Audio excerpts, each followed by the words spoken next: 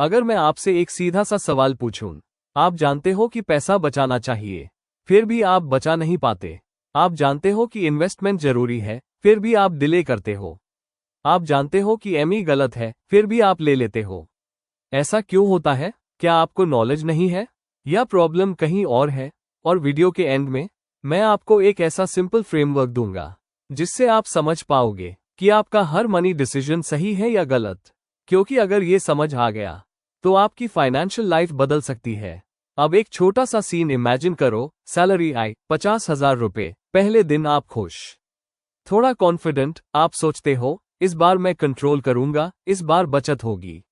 लेकिन फिर Swiggy, Amazon, fuel, Amy और 10-12 दिन बाद आप फिर वही करते हो, बैंक बैलेंस चेक, और अंदर से एक ही आवाज आती है, इतना कम कैसे बचा?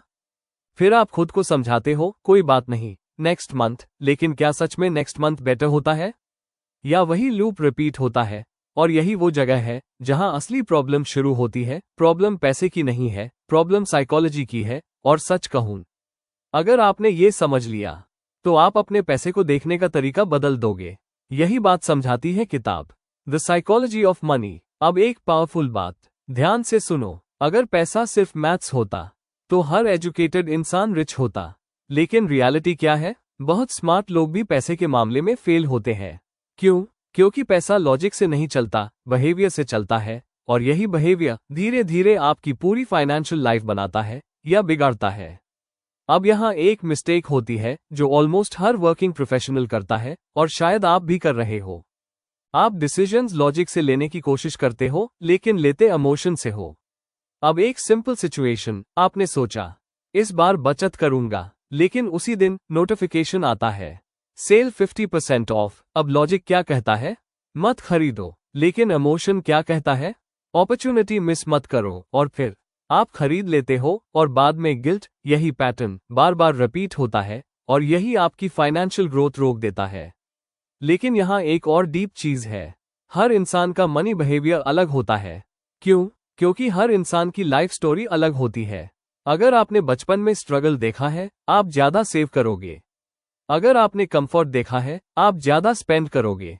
मतलब आपका पास्ट आपके प्रेजेंट डिसीजंस को कंट्रोल करता है। और यही वो पॉइंट है जहां ज्यादातर लोग फंस जाते हैं, क्योंकि उन्हें लगता है मैं लॉजिकली डिसाइड कर रहा हूं, लेकिन रियलिटी वो इमोशनली रिएक्ट कर रहे होते हैं।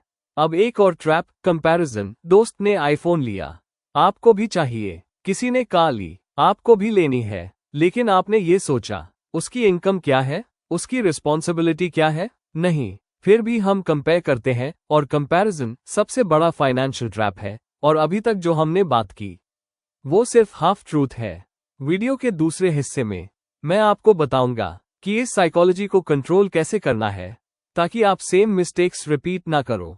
अब एक और इंटरेस्टिंग चीज आपने नोटिस किया होगा, जब मार्केट ऊपर जाता है लोग इन्वेस्टमेंट करते हैं, और जब मार्केट गिरता है लोग डर जाते हैं।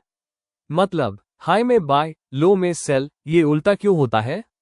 क्योंकि फियर और ग्रीड, ये दोनों इमोशंस आपके डिसीजंस कंट्रोल करते हैं, और अगर आपने इन्हें कंट्रोल नहीं किया तो पैसा आपको कंट्रोल करेगा।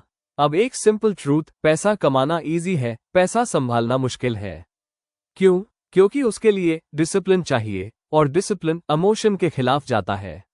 अब एक छोटा सा सवाल, क्या आपने कभी ये सोचा है मुझे पैसा क्यों चाहिए? फ्रीडम के लिए? सिक्योरिटी के लिए? रिस्पेक्ट के लिए? अगर ये क्लियर नहीं है तो आप रैंडम डिसीजंस लेते रहोगे, और यही रीजन है कि लोग पैसा कमाकर भी कंफ्यूज रहते हैं। अब आता है एक पावरफुल कॉन्सेप्ट, इनफ। कितना पैसा इनफ है? 10 लाख रुपए, 50 लाख रुपए, 1 करोड़ रुपए? अगर ये डिफाइन नहीं है तो आप कभी सेटिस्फाइड नहीं होंगे, और हमेशा दौड़ते रहोगे। अब एक छोटी सी स्टोरी, 2 लोग हैं। पहला 50,000 रुपए कमाता है, 20% बचाता है। दूसरा 1 लाख रुपए कमाता है, कुछ नहीं बचाता। कौन स्ट्रांग है? पहला। क्यों? क्योंकि बिहेवियर स्ट्रांग है, और यही डिफरेंस है, इनकम वीएस आउटकम। अब फाइनली वो फ्रेमवर्क जिसके बारे में मैंने शुरुआत में बात की थी। Simple 3 step rule. Step 1, pause, हर फाइनेंशियल डिसीजन से पहले रुकना। स्टेप 2, आस्क, ये डिसीजन इमोशन से आ रहा है या लॉजिक से? स्टेप 3, डिले, अगर डाउट है 24 घंटे वेट करो। बस ये 3 स्टेप्स आपकी हाफ गलत डिसीजंस रोक देंगे। अब आखिरी बात, अगर आप अपनी साइकोलॉजी नहीं समझोगे तो पैसा हमेशा कंट्रोल करेगा आपको, लेकिन अगर आपने इसे समझ लिया तो आप कंट्रोल करोगे पैसे को, क्योंकि पैसा नंबर्स का गेम नहीं है, माइंडसेट का गेम है। और अगर ये बात आज समझ आ गई तो शायद आपकी फाइनेंशियल लाइफ बदल सकती है। अब चॉइस आपकी है।